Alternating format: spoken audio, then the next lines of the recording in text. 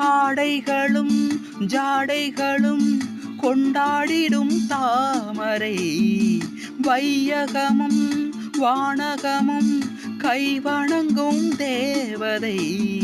நீயும் ஒரு ஆணையிட பொங்கும் கடல் போயலாம். மாலை முதல் காலை வரை சூரியனும் காயலாம். தெய்வ மகள் என்று தேவன் படைத்தானோ, தங்கச்சிலை செய்து ஜீவன் கொடுத்தானோ. மஞ்சள் நிலவே